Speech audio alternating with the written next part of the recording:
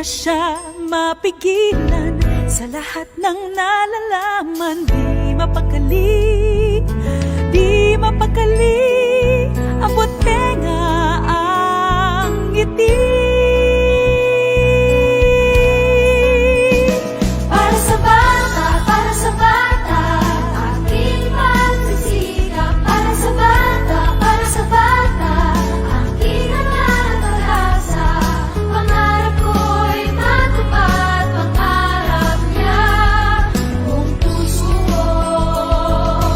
Para sa bata,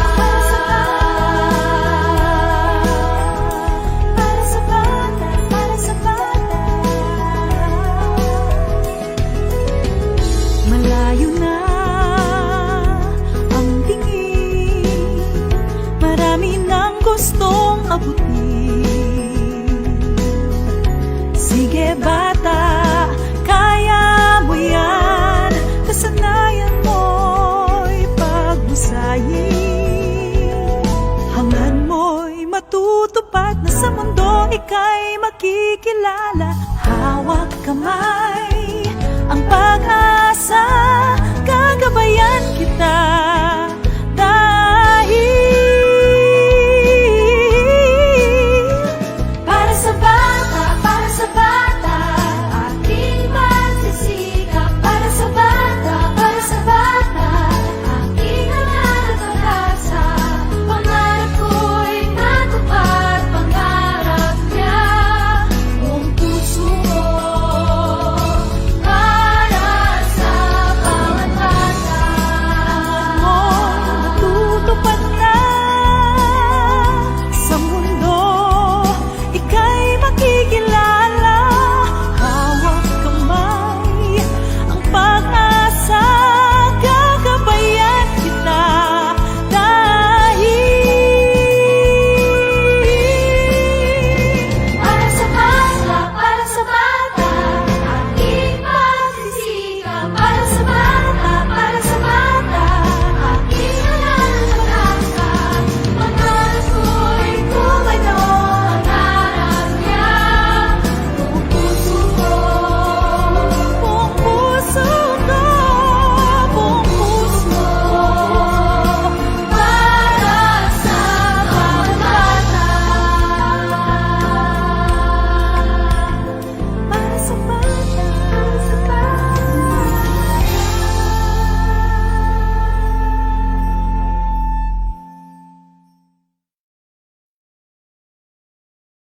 Magandang araw, Nepalesians. I hope and pray that everybody is in good health together with your family. But before anything else, let us put God first in center of our activity. Let us observe silence as we pray.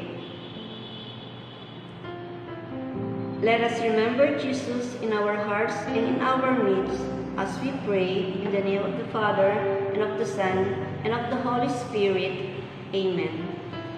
Our Father, who art in heaven, hallowed be your name. Thy kingdom come, thy will be done on earth as it is in heaven.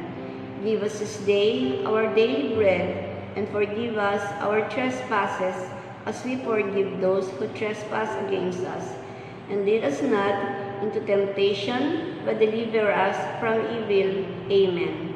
Saint John Nepomucene, pray for us. Jesus, you are my Lord. My happiness lies in you alone. In the name of the Father, and of the Son, and of the Holy Spirit. Amen. Before we go on with our activity, I would like to take this opportunity to thank our old students and their parents for choosing SJNTS again as their second home. And of course, to our new students, the grade 7 and transferees, welcome and thank you for enrolling in our school. Allow me to introduce myself, especially for those who are new in our school. I am Marisa Valencia, your guidance advocate and also a teacher in Araling Panlipunan 7.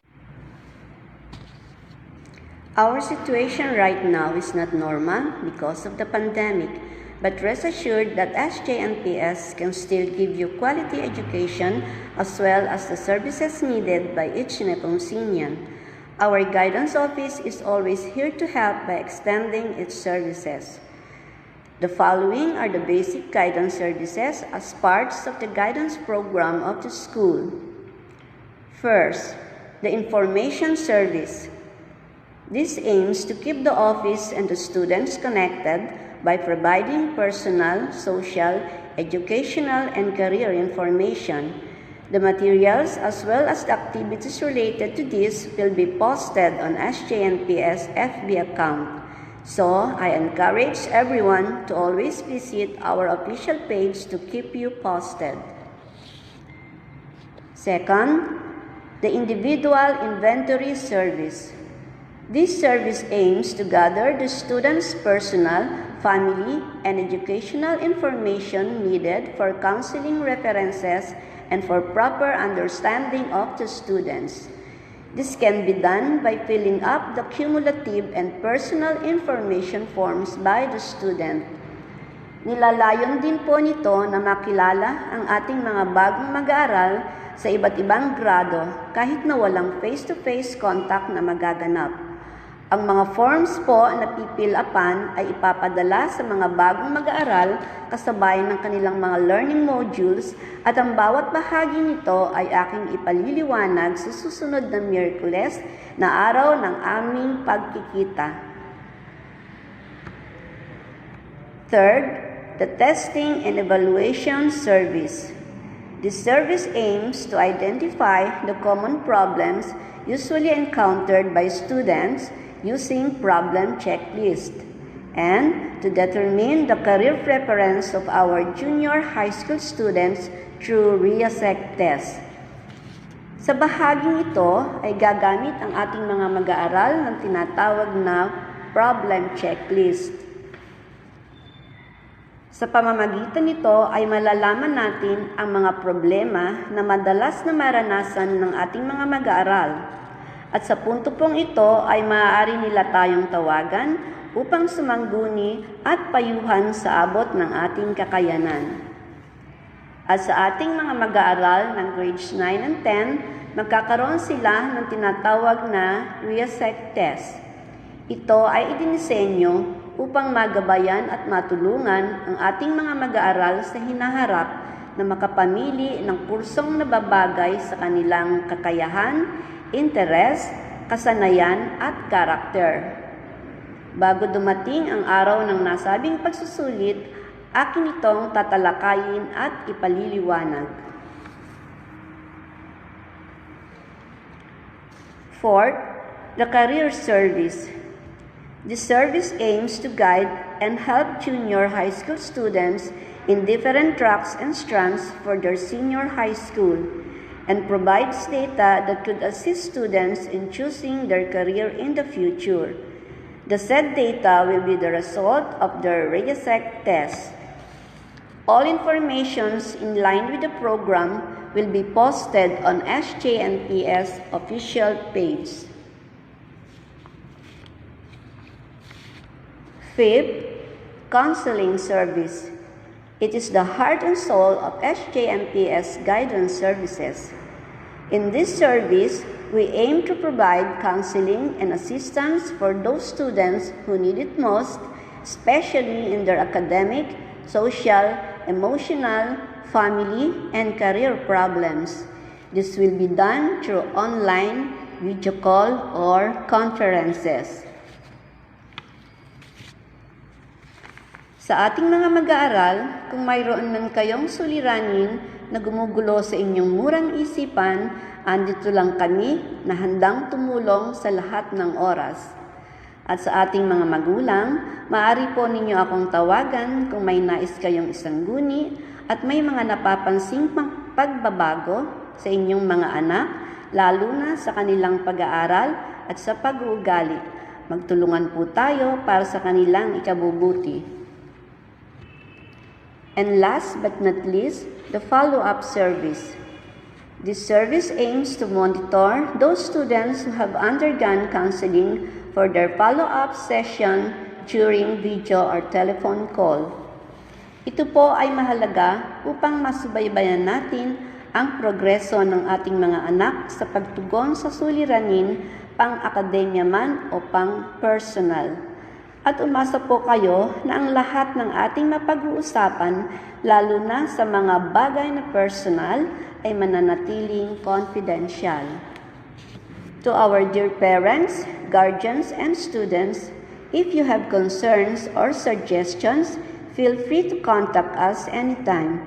For announcements and updates, just visit the school's official FB page and website, which is on the screen.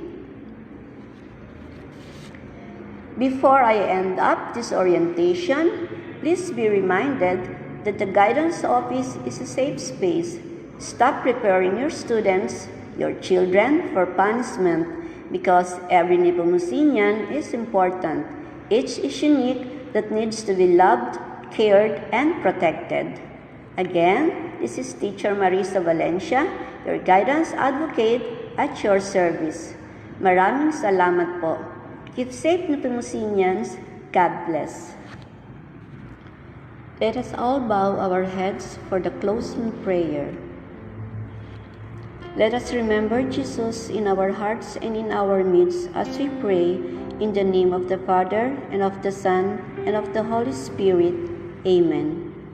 Glory be to the Father, to the Son, and to the Holy Spirit, as it was in the beginning, is now, and will be forever. Amen. Saint John Nepomucene, pray for us. Jesus, you are my Lord, my happiness lies in you alone. In the name of the Father, and of the Son, and of the Holy Spirit. Amen.